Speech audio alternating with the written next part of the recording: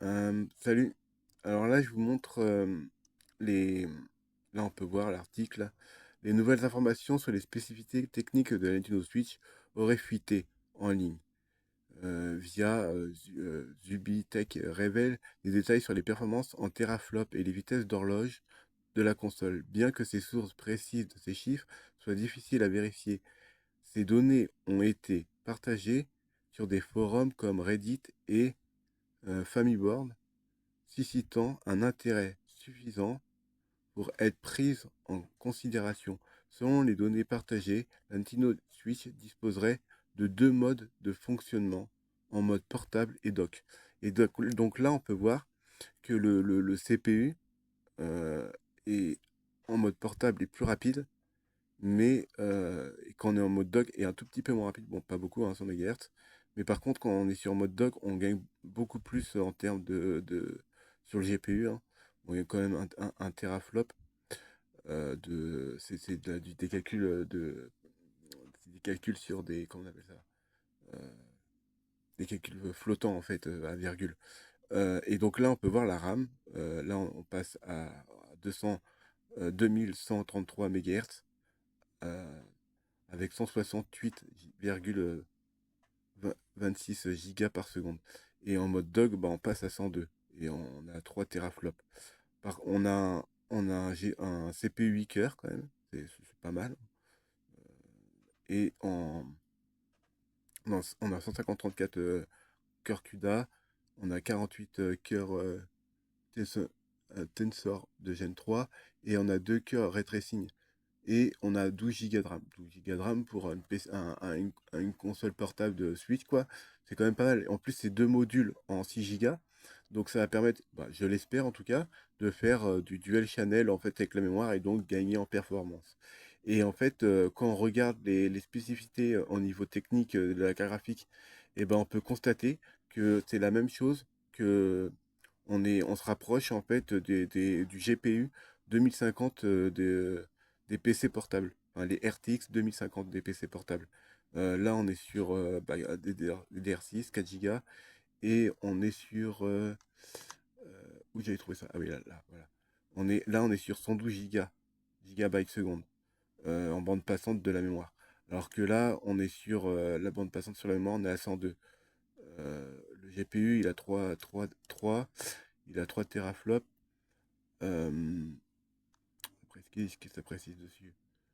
Euh, Là, on peut voir un peu. Ouais, là, tu vois, là, on est à 6 teraflops. Donc, bah, en performance virgule flottant, comme je disais, bah, euh, ouais, voilà. Donc, ouais, elle a quand même plus de puissance de calcul, la 2050, que la Nintendo Switch.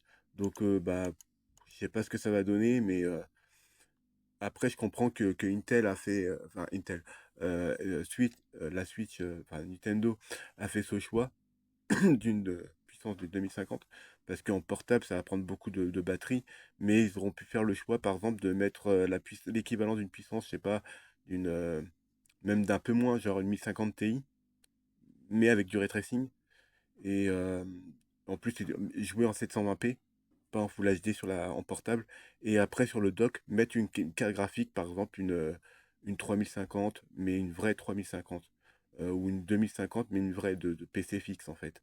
De façon à que quand on dock la console, la Switch, ça permettrait de coupler la puissance de la 1050 Ti, par exemple.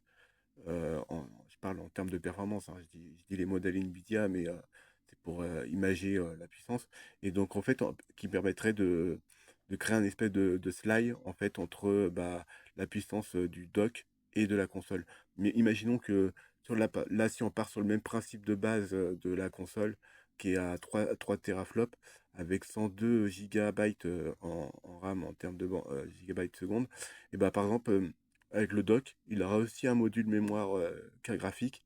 Et quand on dockerait la console, on aura exactement le même GPU sur le dock que sur la console.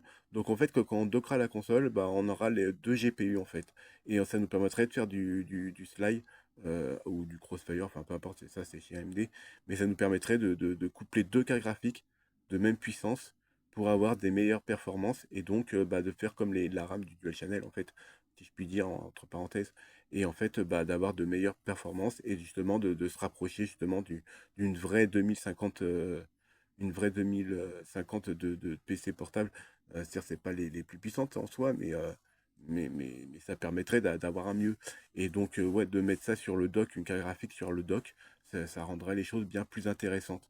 Donc après, bah, il suffirait juste d'alimenter le dock bah, normalement, hein. Il suffira après, bah, par contre, il faudrait peut-être plus de watts pour alimenter le dock. Mais s'ils mettent une carte graphique sur le dock, en plus de la Switch, ça fera un truc vraiment sympa, quoi. On jouerait, j'ai pas, en 720p en mode portable pour pas prendre trop de batterie, etc.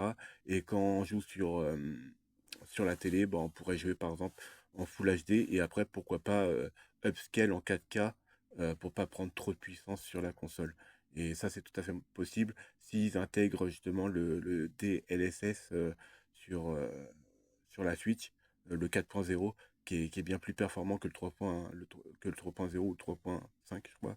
Enfin, je sais pas si je dis trop de bêtises, mais enfin, vous m'avez compris en fait, de prendre les dernières technologies en fait des RTX qui permettraient de faire un slide avec justement le dock et la Switch 2 pour avoir des meilleures performances.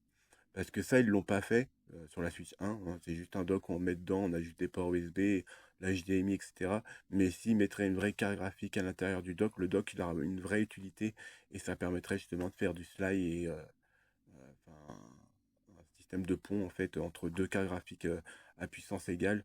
Euh, et bah, parce que tu peux pas faire un slide avec je sais pas, je dis mettons un exemple, faire un slide avec une 1060 et avec une 1070. Si tu fais ça, même si c'est possible, je sais même pas, hein, ça se trouve c'est possible, hein, mais je l'ignore.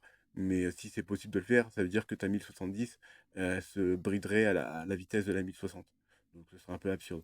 Donc en fait, de mettre les mêmes cartes graphiques sur le dock, de la même puissance graphique que la Switch, ça permettrait de gagner en performance.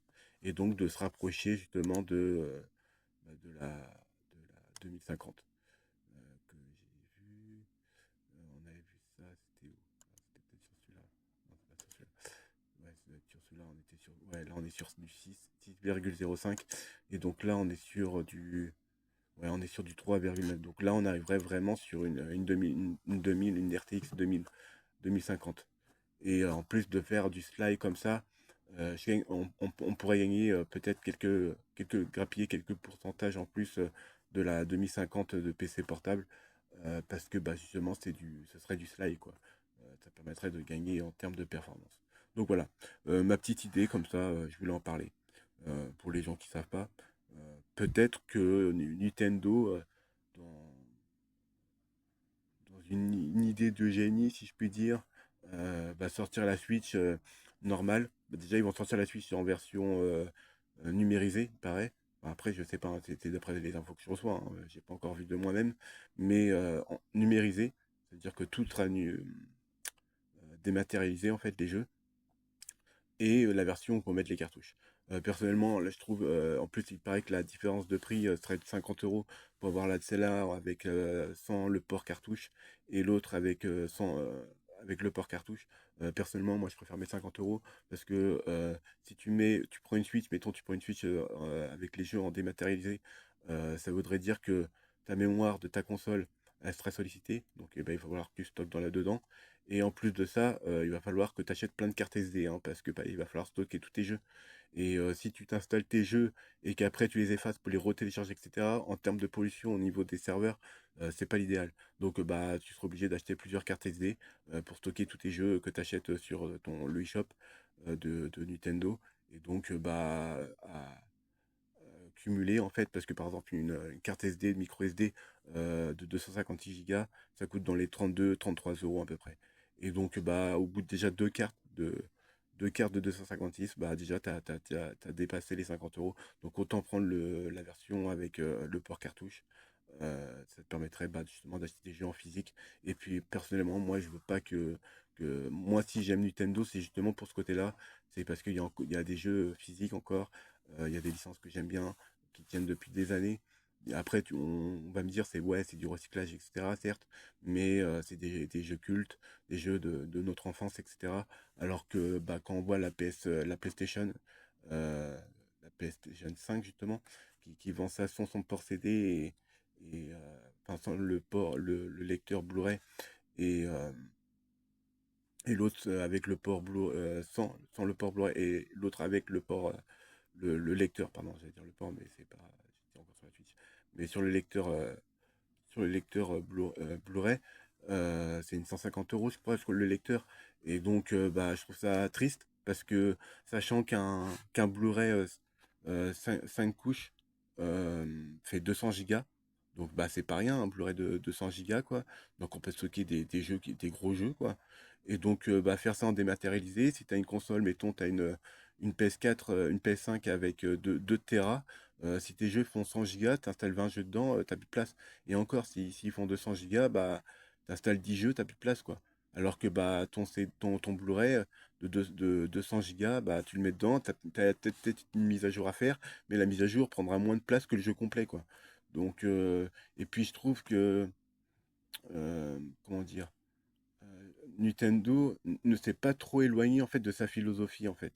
Et alors que déjà ouais, la PS5 elle est horriblement chère. Je crois qu'elle est à 800 ou 900 euros. Moi à ce prix-là je préfère largement m'acheter un PC, hein, clairement. Même un PC, pas forcément. Tu prends un PC en occasion, par exemple sur Micro Cadeau, ils vendent un PC avec 64 Go, tu as une carte, tu as une Quattro T 4000 avec 8 Go de VRAM et un processeur 8 corps. Tu en as pour 1100 euros. Bon, c'est un tout petit peu plus cher, mais au moins avec un PC, tu peux faire ce que tu veux, quoi. Tu fais plus de choses, quoi. Bon, c'est un processeur de 9e génération. De toute façon, vous allez voir sur le site, c'est un site de reconditionnement. Mais même si tu prends un PC neuf avec le complet, bon, après, il faut acheter l'écran, mais bon, imaginons que tu n'achètes pas l'écran parce que tu le branches à ta télé comme une console, tu étais plus gagnant en achetant un PC qu'en achetant une PS5 parce que bah, la, la PS5, déjà tes jeux, tu les payes une blinde. Faut compter au moins une bonne cinquantaine d'euros, voire 60, si ce n'est pas 70 euros. Alors que sur PC, tu peux te permettre de mettre même un peu plus cher dans ton PC parce que tu sais que avec genre Epic Games par exemple, que toutes les semaines tu as des jeux gratuits. Avec Steam, c'est pareil. Avec Origin, pareil, t'as des jeux gratuits. Après, je sais que sur comment on appelle ça? Bah, le eShop de PlayStation, t'as certains jeux gratuits, mais c'est pas aussi abondant que sur Epic Games ou sur PC en général en fait. Et les jeux sur PC coûtent beaucoup moins cher que sur console. Donc sur du long terme, t'es amorti. Après, je peux comprendre que sur PS5, tu as peut-être des exclusivités et que certaines personnes, eux, ne veulent pas se prendre la tête. Ils veulent juste acheter un jeu, le mettre dans la console et que ça fonctionne. Ils n'ont pas besoin de se soucier de la configuration, de la RAM, de la carte graphique ou quoi que ce soit. Hop, ils mettent ça dedans, ça fonctionne. C'est optimisé pour la console et puis c'est tout.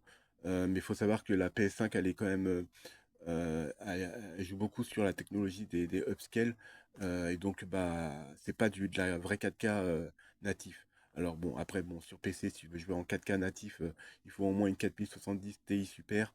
Si tu veux jouer en 60 FPS, 60 FPS en Ultra HD, hein. Mais la PS4, elle n'a pas la puissance pour jouer en 4K en natif. Bon, certes, un PC qui joue en 4K en Ultra HD euh, en 60 FPS, bon, c'est pas le même prix. Faut compter au moins, je dirais, ouais, dans les 2000, je pense, 2000 euros, je pense. Faut compter au moins un bon 2000 euros, je pense, pour jouer en 4K. Par exemple, tu prends un i5 de 14e génération, tu après, les versions Ultra, ils sont bien, hein, mais je sais pas, je trouve les 14e génération, ils sont un peu mieux. Mais il paraît qu'ils chauffent beaucoup. Donc après, bon, tu me prends un bon refroidissement et c'est bon. Mais tu prends un i5 de 14e génération, la version K, parce que c'est les mieux. Tu prends une 4070 Ti Super, tu mets 32 Go de RAM, tu prends un Tera en stockage en NVMe, hein, tu prends même du 4.0, tu n'es pas obligé de prendre du 5.0. Bon, même si le 5.0, il est plus rapide, hein, il va à 14 Go par seconde. Donc c'est mieux, mais bon, il n'y a pas de grosse différence, hein, dans les jeux, hein, dans les temps de chargement, etc. Ça change pas grand-chose. Donc 4.0, ça te coûtera même moins cher de prendre un SSD de 4.0 euh, en PCI. Et après, bah, tu prends un boîtier normal où tu peux rentrer ta carte mère, etc. Par contre, ouais, c'est mieux de prendre une carte mère avec 4 slots de RAM, hein, comme ça pour les volatilités. Tu mets bah, de RAM de 16 ou si tu veux, tu penses au futur, tu mets une RAM de 32 et après, bah, tu mets une RAM de 32 pour avoir 64, justement pour aboutir à 128 Go de RAM. Bon, 128 Go de RAM, tu n'en as pas forcément besoin pour les jeux vidéo, mais en tout cas, à l'heure d'aujourd'hui, enfin, aujourd'hui, maintenant, en 2025, je pense que maintenant, il faut que les PC de gamers ont 32 Go de RAM au minimum. Les gens qui 16 Go, ouais, ça peut passer si tu joues en Full HD, mais si tu commences à jouer en 2K ou 4K, là, il va falloir envisager 32 Go de RAM. Euh, Même, je me demande même si les gens qui jouent en 120 images par seconde, si ce n'est plus, voire 144, voire plus, je vois pas trop après trop l'intérêt de jouer à plus haut que 144 Hz.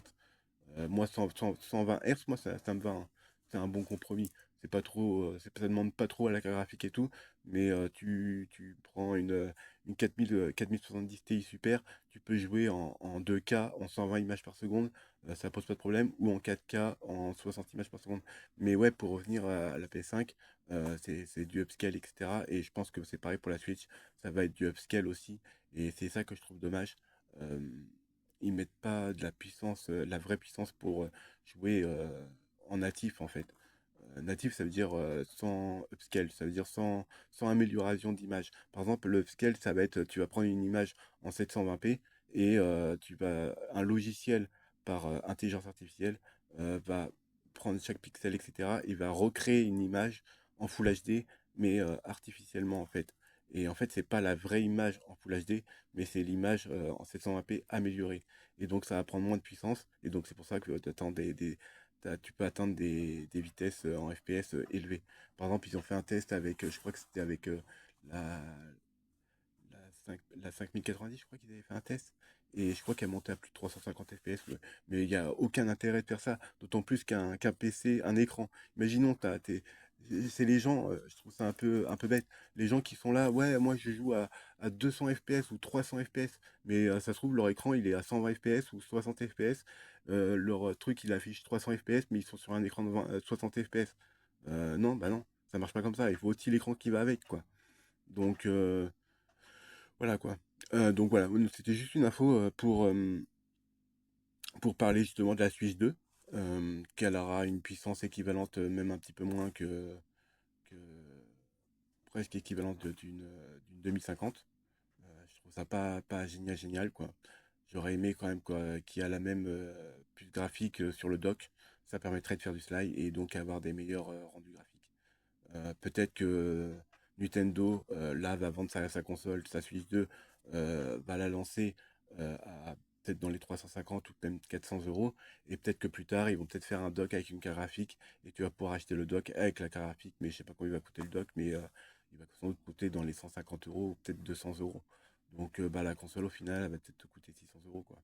Mais bon, personnellement, moi, j'aime bien Nintendo, donc moi, ça me dérangerait pas de acheter un dock avec une carte graphique intégrée dedans pour avoir des meilleurs graphismes et d'avoir un meilleur rendu en termes de jeux vidéo.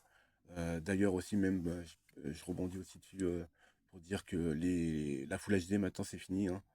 Ça fait plus de 10 ans même qu'on est en Full HD. Maintenant, les PC gamers, je pense que, après c'est mon point de vue, hein, mais je pense que tous les PC gamers maintenant devraient jouer au minimum en 1440p en 2K. Je pense que c'est le minimum maintenant avec la puissance graphique qu'on a actuellement. Et donc maintenant, bah, les écrans Full HD ils sont bien, hein, je dis pas le contraire, hein. Moi actuellement mon PC portable il était en Full HD. Mais si j'aurais eu le choix avec prendre parce que vu que je l'ai acheté en occasion, si j'aurais eu le choix entre le même modèle en 2K, j'aurais pris en version 2K. C'est plus net, c'est plus joli, etc. Après, certes, ça prend plus de puissance sur la carte graphique, mais pour lire, etc., c'est bien plus pratique, quoi. Donc ouais, les PC, je pense que maintenant, les écrans Full HD, c'est bien, mais pas forcément pour jouer, quoi, avec la puissance qu'on a. Donc voilà, c'était pour faire un petit récap, petite info news sur la Suisse 2, quoi. Après, est-ce que les infos sont justes? Je sais pas. Peut-être que ça va être mieux. Je sais pas. Mais en tout cas, voilà. Je fais des poutous, hein. Prenez soin de vous et je vous dis tchuss.